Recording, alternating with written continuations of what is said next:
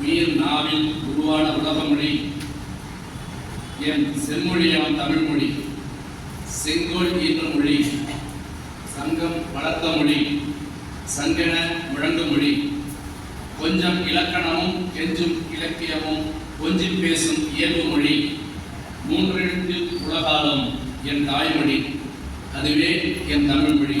தமிழ் மொழிக்கு என் முதல்வர்.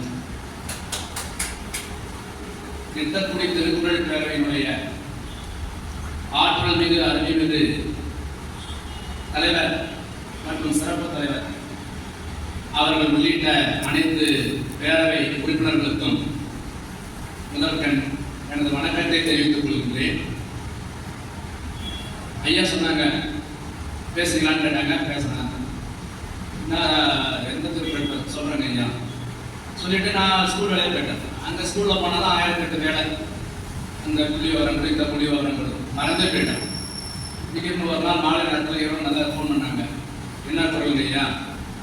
கதிரவன் பேரை சொன்னாங்க. என்ன பொருள்ப்பா பேசுகிறேன்னு பொதுவாக போட்டுருங்க சார் அப்படின்னா அதான் ரெண்டு சொன்னாங்க. வேண்டாம், நம்ம வந்து ஒரு திருக்குறள் இன்னைக்கு என்ன சொல்லணும் அப்படின்னு சொல்லி சரிங்க ஐயான்ட்டு அப்புறம் பக்கத்தில் திருக்குறள் புக்கு இருந்து திறந்து பார்த்து ஒரு 5 நிமிஷத்தில் சரிங்க ஐயா 77 போட்டுருங்க அப்படின்னு சொன்னாங்க. ஏன் சொன்னேன்? திருக்குறளில் 7 சீர்கள் உள்ளன.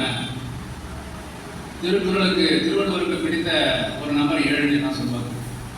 சரி இருந்தா போகுது 7 இருக்கட்டும் அப்படின்னு டபுள் 7 சொல்லிட்டேன்னா அப்படின்னா அது இல்லை. அந்த காரணம்லாம் கிடையாது. எதற்காக இந்த திருக்குறளை எடுத்துக்கொண்டேன்? எதற்காக திருவள்ளுவர் இந்த திருக்குறளில் உள்ள கருத்துக்களை உங்களிடம் ஒரு ஆய்வுரையாக சமர்ப்பிக்க வேண்டும் என்ற ஆவல் ஏற்பட்டது அப்படிங்கிற மாதிரி ஒரு ஆய்வு நான் குறிப்பிடுது. நம்ம பிற இந்திய மொழி நூல்கள் எல்லாமே வாழ்வினுடைய நிலையாமையை வலியுறுத்துகின்ற நூல்கள். ஆனால் திருக்குறள் மட்டும்தான் வாழ்க்கை வாழ்வதற்கே என்ற ஒரு கருத்தை அடிப்படையாக வைத்து எழுதப்பட்ட நூல். இதை வந்து ஆல்பர்ட் ஸ்வைட்சர் அப்படின்னு ஒரு அறிஞர் சொல்லியிருக்கிறாரு. நம்ம வாழ்க்கை என்பது எப்படிப்பட்டது, எப்படி இருக்கணும் அப்படின்னா பல லட்சியங்களை உள்ளடக்கியதாக இருக்க வேண்டும். உயரிய கருத்துக்களோடு நாம் வாழ வேண்டும் என்ற ஒரு எண்ணம் ஏற்பட வேண்டும். அது மட்டும் இல்லாமல் அப்படி இல்லாம கண்டதெல்லாம் காட்சி கண்டதே கோலம் அப்படிலாம் எதுவுமே இல்லாம அப்படிலாம் இருந்துச்சுங்களேன், வாழ்க்கை வந்து எப்படி ஆயிடும்னா புதர் மண்டி கிடக்கின்ற புதரா மாறிடும், காடா மாறிடும், மேடா மாறிடும். அது வந்து அழிவை தரும், இன்னலை தரும். அப்படி இல்லாம நம்முடைய வாழ்க்கை மன நிறைவா அன்பு நிறைவா இருக்கணும்னா அப்படி தமிழ் இலக்கியத்தில் சொல்லப்பட்ட நீதி நூல்களை படிச்சாலே நம்முடைய வாழ்க்கை அமைதியாகவும் அன்பு நிறைந்ததாகவும் இருக்கும். இந்த நிலையான உலகத்துல, நிலையில்லாத உலகத்துல நிலையான புகழை நாம் ஈட்ட வேண்டும், பெற வேண்டும் என்று சொன்னால் நமக்கென்று ஒரு வழிமுறைகள் நெறிமுறைகளை கடைபிடிக்க வேண்டும். அப்படி கடைபிடிப்பதற்காக தமிழ் இலக்கியத்தில் சொல்லப்பட்டதுதான் இந்த நீதி நூல்கள். வாழ்க்கை என்பது ஒரு கலை, அதுவே ஒரு பாடம். அந்த பாடத்துல நம்ம வந்து தாயுடைய கருவில் இருக்கும்போது கற்றுக்க முடியாது. நாம வந்து பிறந்து வாழ்க்கையில வாழ்ந்துதான் கற்றுக்கொள்ள வேண்டும்.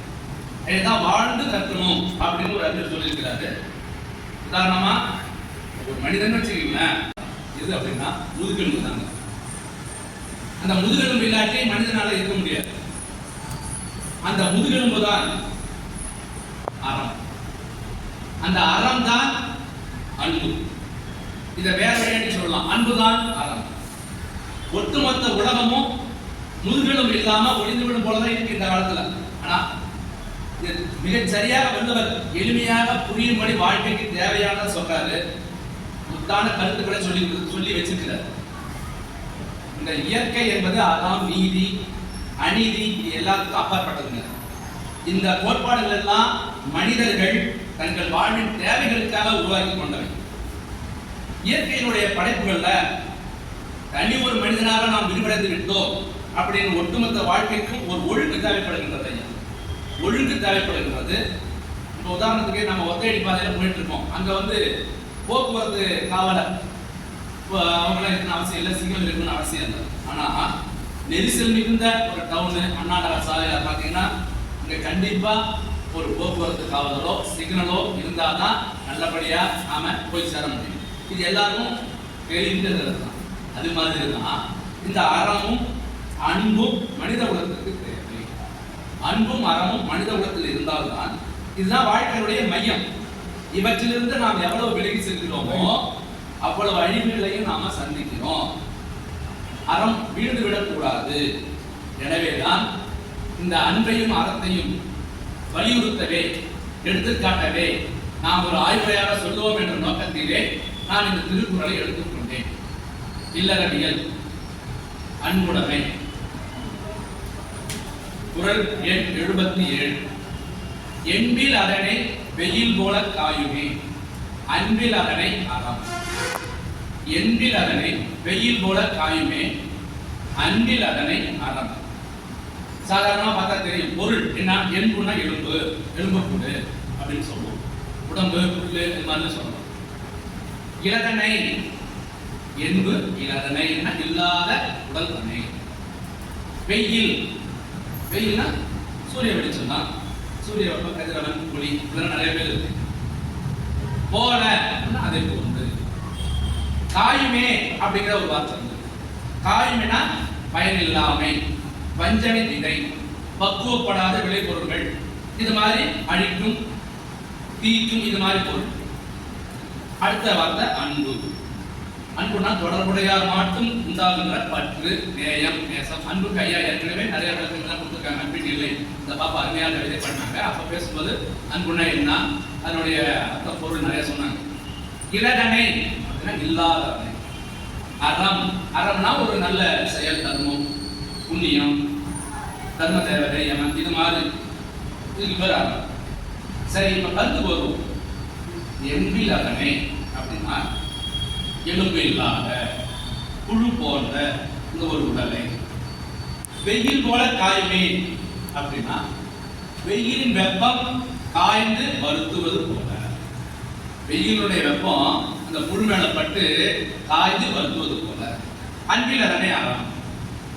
அன்பில்லாதவனை நெஞ்சம் கொண்டவனை அறம் வாட்டி வதைக்கும்.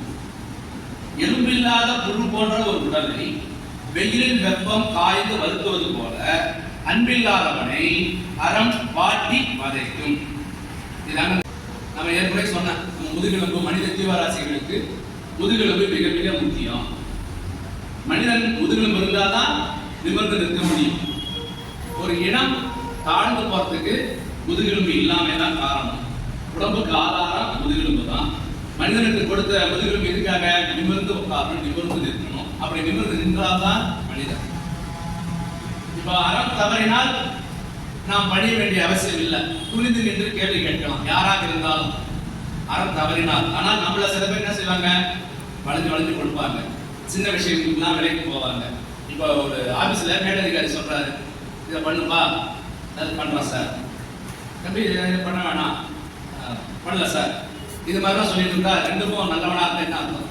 நாம் எதை இருந்தாலும் நிமிர்ந்து எதிர்க்கும் சக்தி இருந்தால்தான் ஒரு சமுதாயம் இருக்கும் என்ற ஒரு எண்ணம் ஏற்பட வேண்டும். எனக்கு இந்த வேலை தெரியாது அப்படிலாம் தெரியலனாலும் அதிகாரி சொல்லிட்டாங்களே அப்படிங்கிற ஒரு எண்ணத்துல அவங்க சொல்லுவாங்க. ஆனா அது அப்படி இருக்கக்கூடாது. அதாவது நம்ம சொல்லிட்டோம்னா ஏதாவது நஷ்டம் வந்துருமோ, ஏதாவது மருந்து சொல்லிட்டோம்னா கஷ்டம் வந்துருமோ அப்படி எண்ணமே இருக்கக்கூடாது. நம்ம இதெல்லாம் எதிர்பார்த்தா நம்ம இங்கிலாந்துக்காரன் வெள்ளக்காரன் வந்து நம்ம நாட்டை ஆண்டா, பிரிட்டானியா வந்தான். நம்ம ஒரு காந்தியவாதி அவனை எதிர்த்தார். இந்த காந்தியவாதி எதிர்த்தார்னா அவர்கிட்ட இருந்தது என்ன? அகிம்சை என்ற ஒரு முதுகெலும்பு. அகிம்சை என்ற ஒரு முதுகெலும்பு தான் அவர்கிட்ட இருந்தது.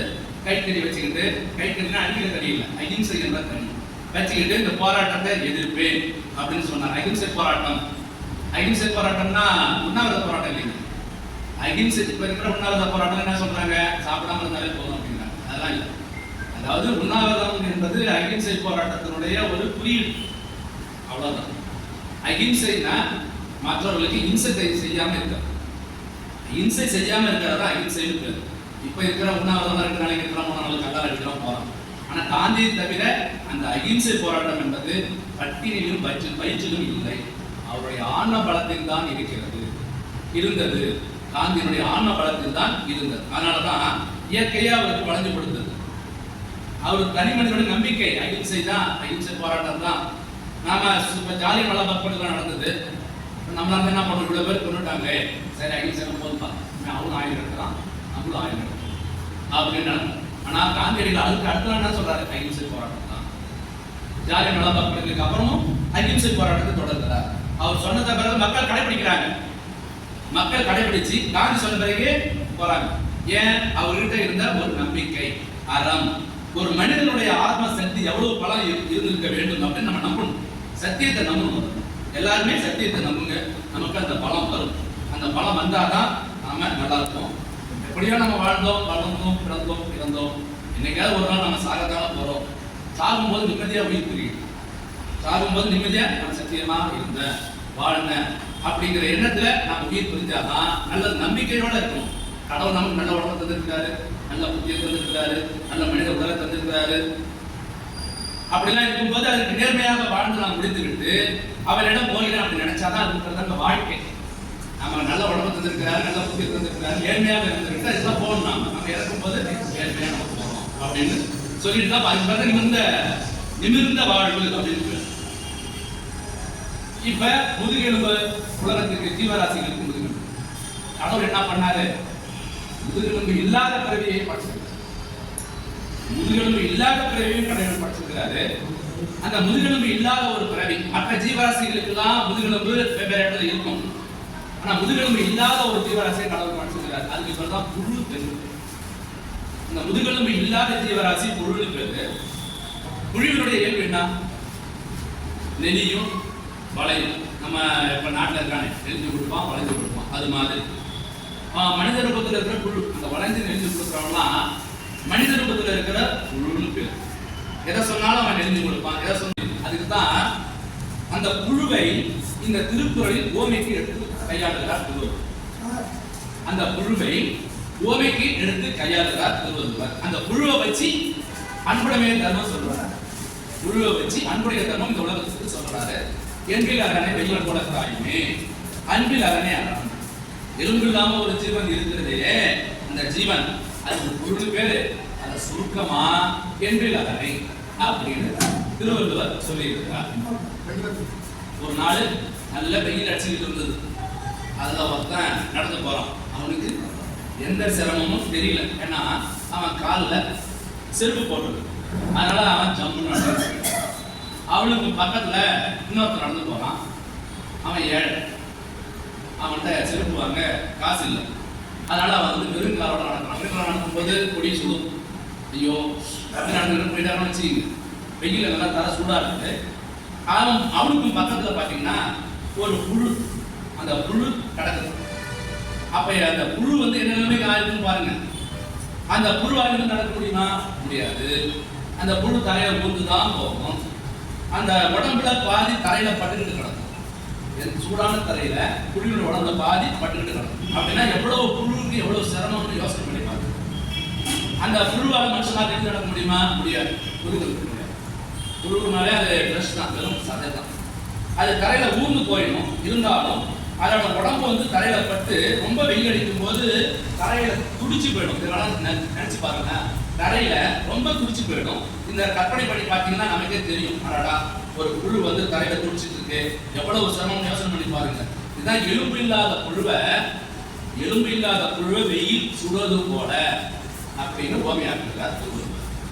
எலும்பு இல்லாத புழுவை வெயில் சுடுவது போல அப்படின்னு ஓமையாக்குறார். ஏன் ஓமை? புழுவை எடுத்துக்கொண்டார். இந்த காரணத்துக்காக எடுத்துக்கிட்டார். சரி, இது ஒரு பக்கம் ஓமை. இப்ப உண்மைக்கு வரும். ஓமை சொல்லியாச்சு, உண்மைக்கு வரும். உண்மை என்ன? அன்பில் அதனை. அன்பில் அதனை. இந்த அன்பு என்பது என்ன? மற்றவங்களுக்காகவும் நம்ம சுற்றி இருக்கிறவங்களுக்காகவும் உலகத்தில் உள்ள எல்லாரும் சந்தோஷமா வாழ வைப்பதற்காகவும் அறத்திற்காகவும் நமக்காகவும் தேவைப்படுவது அன்பு. சரி, மற்றவர்களுக்கெல்லாம் இருக்குதுங்க. முதல்ல உங்களுக்கு வேணும், நமக்கு வேணும். உங்களுக்கு முதல்ல அன்பு இருக்கணும். அப்படி அன்பு இல்லைன்னா அறத்தால் சுட்டு செத்து போகும். இதுதான் திருவள்ளுவர் சொல்றார். ஒவ்வொருத்தருக்காகவும் அன்பு இருக்கணும். அன்பு இல்லை என்றால், உனக்கு அன்பு இல்லை என்றால் அறத்தால் சுட்டு இறந்து விடுவாய் அப்படிங்கிற குரட்பாவோட தெளிவா சொல்லியிருக்கிறார். நம்ம வாழ்க்கையுடைய பயன் என்ன அப்படின்னா, இந்த உடம்பு அருமையான உடம்பு கிடைச்சது, அன்போடு பொருந்து வாழ்க்கை தான் உண்மையான வாழ்க்கை பயன் அப்படின்னு அன்புடைய அதிகாரத்தில் சொல்லியிருக்காரு திருவள்ளுவர். அன்போடு பொருந்திருக்கிற வாழ்க்கை தான் உண்மையான வாழ்க்கை பயன். பிறரிடம் அன்பு காட்டுவது தான் ஒரு மனிதன் சமூகத்துல நன்றாக வாழக்கூடிய ஒரு சிறந்த வழி. உன்னுடைய தேவைக்காக நீங்க அன்பு செய்யணும், மற்றவர்களுக்காக நீங்க அன்பு செய்யக்கூடாது. உங்களுடைய தேவைக்காக அன்பு செய்ய வேண்டும். இல்லை என்றால் அறக்கடவுள் சாவடிக்கொள்வார் என்று திருவள்ளுவர் சொல்லுகிறார். இது ஒரு எச்சரிக்கையாக சொல்லுகிறார். அன்பு செய், மற்றவர்களுக்காக நீ அன்பு செய்ய வேணாம், உனக்காக அன்பு செய். அப்படி அன்பு செய்யலைன்னா அறக்கடவுள் துன்பப்படுவார், துன்பப்படுத்துவார், வருத்தப்படுத்துவார், காயப்படுத்துவார். சரி, இந்த குரட்பாவுல எலும்பு இல்லாத உடம்பு அப்படின்னு சொல்றாரு, அன்பு இல்லாத உயிர் அப்படின்னு சொல்றாரு. ரெண்டா பிரிச்சு பார்க்கலாம். எலும்பில்லாத உடல் ஒன்று, அன்பில்லாத உயிர். இப்படி ரெண்டா பிரிச்சு பார்த்தோம்னா, அன்பு செய்வது யாருடைய வேலை? உயிரினுடைய வேலை. அன்பு செய்வது உயிரினுடைய வேலை, அது உடம்பின் வேலை கிடையாது. அதை வெளிப்படுத்துவதுதான் உடம்பின் வேலை. அன்பு செய்வது உயிரின் வேலை, அதை வெளிப்படுத்துவதுதான் உடம்பின் வேலை. அந்த உயிர் பக்குவப்பட இந்த அன்பு வளர்ந்து கொண்டே போகும். உயிர் பக்குவப்பட அந்த அன்பு வளர்ந்து கொண்டே போகும். இதுதான் உயிரின் பக்குவம். ஒருவனுக்கு அன்பே இல்லையானால் அவனுடைய உயிர் பக்குவப்படவில்லை என்று அர்த்தம். ஒருவனுக்கு அன்பு இல்லைன்னா அவன் உயிர் பக்குவப்படவில்லை. ஆகவே அன்பு இல்லாதவர்களிடம் அன்பை உருவாக்குவது அன்பு உள்ளவர்களின் வேலை என்று மறைமுகமாக சொல்கிறார். அன்பிலகனை அப்படிங்கிறத அன்பில்லாத உயிர் என்றும் கூறலாம். ரெண்டையுமே உடம்புன்னு சொல்லியிருக்கலாம், அல்லது ரெண்டையுமே உயிர்னு சொல்லியிருக்கலாம். ஏனென்றால் அதனை உடம்பு என்று சொன்னார் என்றால், எலும்பு என்பது உடம்பு உறுப்பிலே ஒன்று. எலும்பு என்பது உடம்பு உறுப்பிலே ஒன்று, அதனால்தான் அந்த உடம்புன்னு சொன்னார். அன்பு என்பது உயிர் உறுப்பிலே ஒன்று, அதனால்தான் உயிரில்லாத அப்படிங்கிறத என்பதை உயிர் என்று பொருள் கொள்ளலாம்.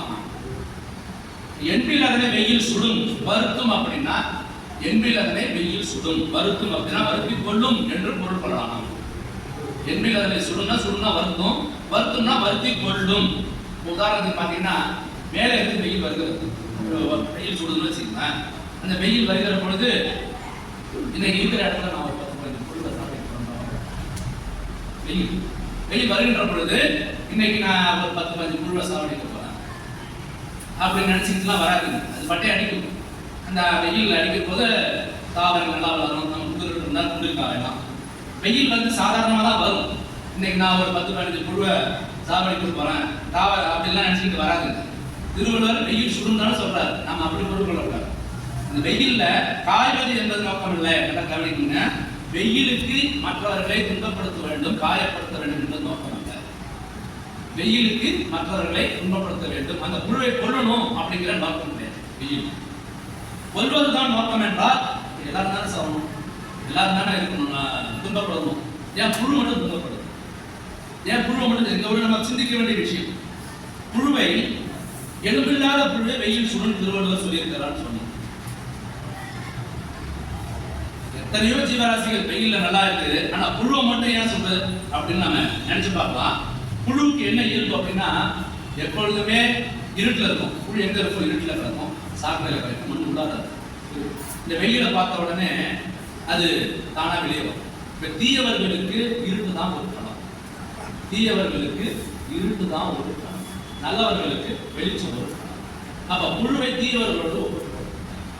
புழு வந்து தீயவர்கள் மாதிரி தானா வரும். வெயில பார்த்த உடனே தானா வெளிச்சத்தை கண்ட உடனே அது ஒரு இருட்டில் இருக்க முடியாத நிலை, சரி நம்ம வெளியே போவோம், வெளிச்சம் வரும் அப்படின்னு தானா வரும். தானா வந்து என்ன செய்யும்?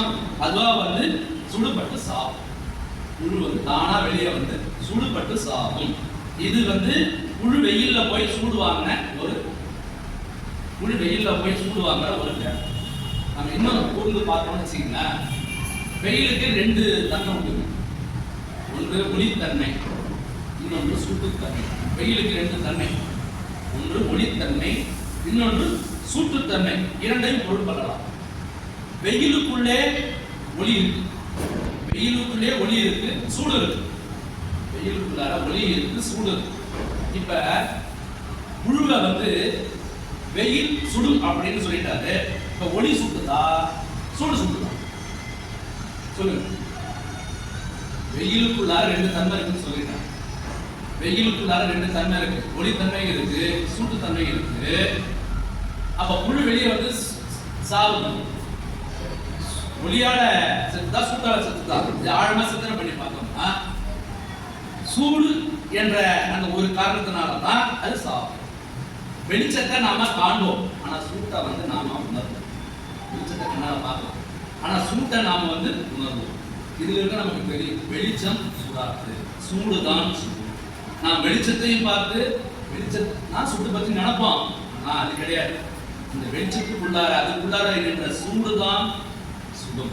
இதுதான் திருவள்ளுவர் கூறிய உள்ளே இருந்து பெறக்கூடிய ஒரு உவமை.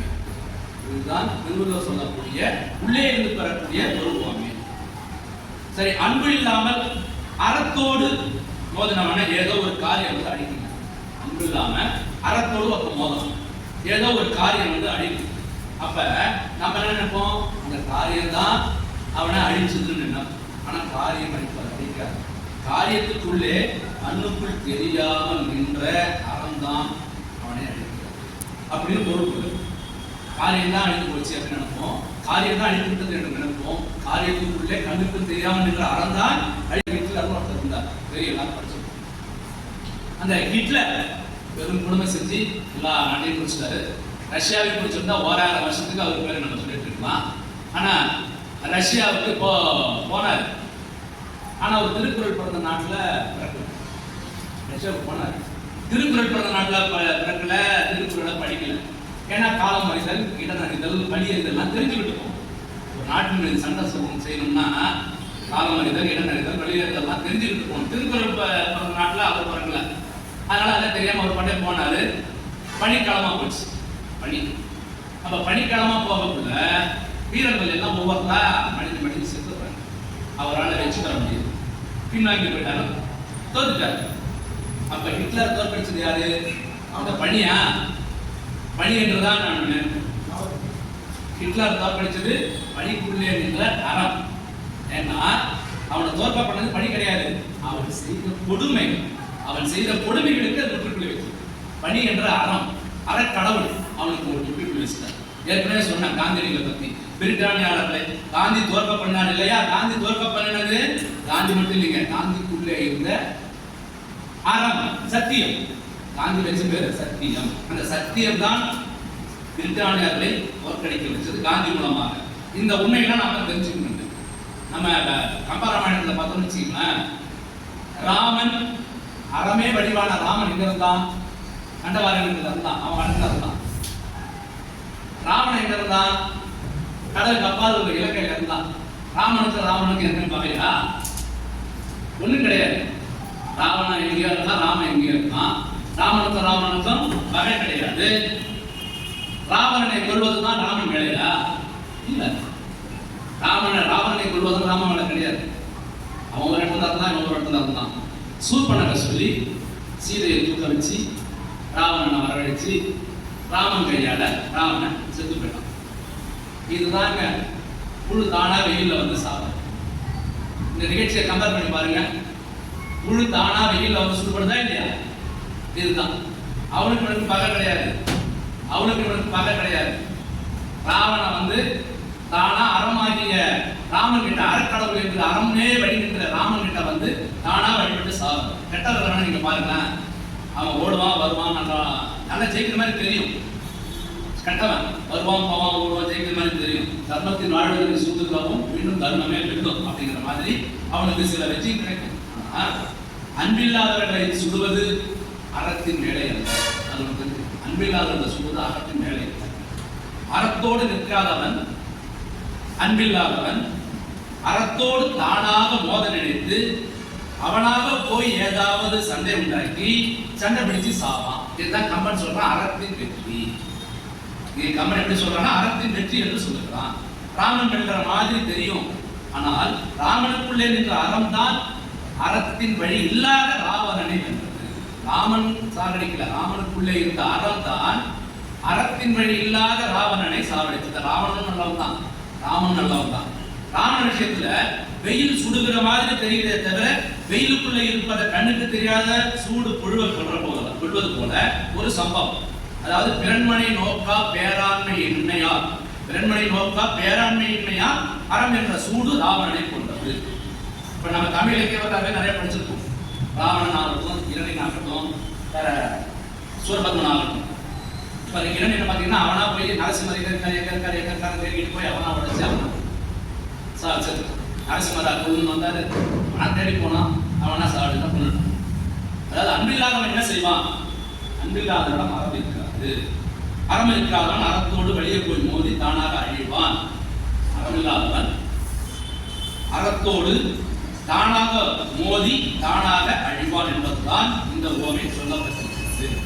நிறைய உதாரணம் சொல்லலாம். சிலப்பதிகாரத்தில் கூட சிலப்பதிகாரத்தினுடைய முக்கியமான கூற்று அறம் பிழைத்தோர், அரசியல் பிழைத்தோருக்கு அறம் கூற்றாகும் அப்படின்னு நம்ம படிச்சிருக்கோம். அதுல என்ன சொல்றாங்க? பாண்டிய மன்னனுக்கு அதுவே அவனையும் கொண்டு அது காரணமாயிடுச்சு. மனைவி சிலம்பு களவாடப்பட்டதுக்கு தெரியும். அந்த ஒரு காரணத்துக்காக தான் அரசன் எல்லா குடிகளிடமும் எல்லா குடிமக்களிடமும் தன் மனைவி அதன் காரணமாக ஆராயாமல் ஒருதலை பட்சமாக ஒருதலை சார்பாக கோவலன் கொலையுடன் காரணமாக இருந்தான். அதனால பாண்டியனும் அந்த மதுரையும் எரிந்து கொல்லப்பட்டதுன்னு சொல்லி அறத்தின், அதாவது ஒவ்வொன்றுமே உதாரணத்துக்கு மகாபாரத கதையில பார்த்தோம்னா பஞ்சபாண்டவர்கள் என்ன பண்ணாங்க? பஞ்சபாண்டவர்கள் அறத்தின் வழிகின்றார்கள், கௌரவர்கள் காணாமல் ஆடினார்கள். அன்பில்லாதவர்களை அறம் சொல்வதில்லை, தானாக வெளியே வந்து அவர்கள் அறத்தின் வழி இறப்பார்கள். அப்பவும் சரி இப்பவும் சரி எல்லா துறைகளிலும் பார்த்தீங்கன்னா தனிப்பட்ட வாழ்க்கையில அறத்தை கடைபிடிக்கிறவர்கள் அவங்க எல்லாம் என்ன செய்யறாங்க? இப்ப கலிகாலத்து பரப்புல நான் சொல்றேன் பாருங்க, ஏகப்பட்ட சமாசம் செஞ்சுக்குவாங்க. அறத்துக்கும் நம்ம என்ன செஞ்சாலும் நல்லதே நடக்க மாட்டேங்குது, போக மாட்டேங்குது அப்படின்னு சமாசம் செஞ்சுக்குவாங்க. மிகப்பெரிய அளவுக்கு அறத்தை கடைபிடிப்பது அப்படின்னா அது ரொம்ப கஷ்டம் தாங்க. மிகப்பெரிய அளவுல அறத்தை ரொம்ப கடைபிடிக்கணும் அப்படின்னா மிகப்பெரிய கஷ்டம். சுயநலம், உயிர் பயம், அடுத்தவர் முரண் கருத்துக்கள், தன்னை பற்றி தவறான அபிப்பிராயம் ஏற்பட்டு விடுமோ அப்படிங்கிற ஒரு அச்சம், பெரும்பான்மையினருடைய ஆதரவை இழந்துவிடும் நிலை. இதனால தன்னை சார்ந்திருப்பவர்களும் நலனும் பாதிக்கப்பட்டு விடக்கூடும் என்ற ஒரு பயம். இப்ப யாராவது காலம் அறம் இல்லாமல் இருக்கிறது. உதாரணத்துக்கு ஒரு நாள் குளக்கரையில தர்மனும் பீமனும் நடந்து போயிட்டு இருக்காங்க. தர்மனும் பீமனும் நடந்து போயிட்டு இருக்க குளக்கரையில ஒரு காட்சியை பார்த்துட்டாங்க. கவலையை வந்து பாம்பு வந்து விழுங்க பார்க்குது. கவலையை வந்து பாம்பு வந்து விழுங்கத்துக்கு மீண்டும் பிடிச்சி பாம்பு வாயில கவலை. அப்ப பீமன் கேட்கிறாரு தர்மன் கிட்ட, இந்த ரெண்டு ஜீவராசிகள்ல இந்த ரெண்டு உயிரினத்துல எந்த ஜீவராசி உழைக்கும் அப்படின்னு கேட்கிறாரு. அவர் தர்மன் என்ன சொல்றாரு? தக்கது வாழும் தகாதது வீடும். தக்கது வாழும் தகாதது வீடும். இது எதுக்கு சொல்றாங்க? தனி மனித வாழ்வையில, தனி மனித இடம் வாழ்வில தொடக்க காலத்துல அரசியல்கள் கடைபிடித்தவர்கள் வாழ்வார்கள். தனி மனித வாழ்வில் ஒழுக்கத்தை அறத்தை கடைபிடித்தவர்கள் வாழ்வார்கள். இந்த காலத்துல அறத்திலிருந்து பிறந்தவர்கள் வாழ மாட்டார்கள். அது வீழ்ச்சி. அது யாருக்காக இருந்தாலும் சரிதான், தலைவர்களாக இருந்தாலும் சரிதான், மருத்துவர்களாக இருந்தாலும் சரிதான், எல்லாருக்குமே மக்களாக பொதுமக்களாக இருந்தாலும் எல்லாம் வீழ்ந்து விடுவார்கள். அப்படிங்கிறது தான் இந்த கருத்து. இந்த திருக்குறள் மூலமாக திருவள்ளுவர் சொல்லக்கூடிய என்னுடைய கருத்து, என்னுடைய பார்வை. நல்லவங்க காரியங்கள் செய்வரும் கூட அறத்தினுடைய சமரசம் செஞ்சுப்பாங்க. அறத்தின் கிட்ட நம்ம எவ்வளவுதான் நன்மை செஞ்சாலும் ஒன்றும் கிடைக்கிறது இல்லை. அறம்பர்கள் வந்து நிதர்சனம் இப்ப நடந்தது உண்மை. எவ்வளவுதான் நல்லது செஞ்சால் ஒன்றும் நடக்க மாட்டேங்குது. அறத்திலிருந்து பிறழ்வார்கள், அறத்திலிருந்து பிறழ்வார்கள். நன்மை நம்ம செய்ய நல்லது நம்ம எவ்வளவு நேரத்தில் நமக்கு நடக்க மாட்டேங்குது அப்படிங்கிற ஒரு எண்ணம் ஏற்படுகிறது. ஆனா அறத்தை கடைபிடிப்பதில் இந்த காலத்துல இவ்வளவு சவால்கள் நிறைய இருக்கு. ஆனா அறத்துக்காகவே வாழ்ந்து அறத்துக்காகவே உயிர் கொண்ட காந்தியடிகள், அவரை சொன்னோம், காமராஜர், அப்துல் கலாம், இது மாதிரிலாம் நிறைய பேர் நம்ம எடுத்துக்காட்டு சொல்லிக்கிட்டே போகலாங்க. அன்பில்லாதவனை, நல்ல செயல்களை செய்யாதவர்களை, தர்மத்திற்கு விரோதமான செயல்கள் செய்பவர்களை, பொய் புரட்டு பேசுபவர்களை, புறம் கூறுபவர்களை, அறம் பிறந்தவர்களாக தன்னலமே பெரிதாக கருதி வாழ்பவர்களை, சுயநலமாக சிந்திப்பவர்களை இந்த உலகத்தில் யாருமே திரும்பி கூட பார்க்க மாட்டார்கள். காலம் காலமாக நிறுத்த மாட்டார்கள். தானாகவே அவர்கள் துன்பம் வந்து அழிந்து விடுவார்கள். திருக்குறளை பற்றி நமக்கு தெரியாமல் இருந்தீங்க. எல்லாருமே நம்ம திருக்குறளை படிச்சுட்டு போயிருக்கோம். தொட்டால் கை மணக்கும், கேட்டால் செவி மணக்கும், பேசினால் வாய் மணக்கும், படித்தால் கண் மணக்கும், நினைத்தால் நெஞ்ச மணக்கும். இதை சொன்னவர் திருமானந்தவாரியார். திருமானந்தவாரி செய்யா மொழி எனும் வடமொழி வேதத்தை விட செய்யா மொழியினும் வடமொழி வேதத்தை விட பொய்யா மொழியாகி இந்த திருக்குறளோ சாலச் சிறந்தது அப்படின்னு திருவண்ணாமலை போராடப்புறா பதிவு பண்ணுறாரு. அவர் ஏன் அப்படி சொன்னாரு? அவர் ஏன் அப்படி போராடப்புறா பதிவு பண்றாரு அப்படின்னா, இப்போ பைபிளுக்கு ஒரு அடையாளம், பைபிள் கிறிஸ்துவர்களுக்கு ஒரு அடையாளம், குர்ஆன் இஸ்லாமியர்களுக்கு ஒரு அடையாளம், பகவத்கீதை இந்துக்களுக்கு ஒரு அடையாளம். ஆனால் திருக்குறள் உலக மக்களுக்கு, உலக மாந்தர்களின் அடையாளமே திருக்குறள் தான். உலகத்திலேயே முதலில் தோன்றிய ஒரு நீதி நூல் திருக்குறள். இந்த திருக்குறள் தான் அனைத்து நீதிகளையும் உள்ளடக்கியதாக இருக்கிறது. தமிழுடைய செல்வத்திலெல்லாம் பெருஞ்செல்வம் இந்த திருக்குறள் தான். ஒருவன் அறிவாளியாக வேண்டுமா? திருக்குறள். ஒருவன் புத்திசாலியாக வேண்டுமா? திருக்குறளை மட்டும் படித்தால். இதை ஆனால் படிக்கிறோமா அப்படிங்கிறது ஒரு பிரச்சனை. உணர்ந்திருக்கிறோம், எல்லாரும் பேசுவோம், ஆனால் படிக்கிறோமா? இல்ல. பள்ளிக்கூடத்துல ஒரு பையனை கூப்பிட்டு போர்ல எழுதுறான், கற்க, கசடர, கற்பவை, கற்றபின், இருக்க, அதற்கு, நான் சொல்ல சொல்ல யார் எழுதுனா சொல்லலாம்.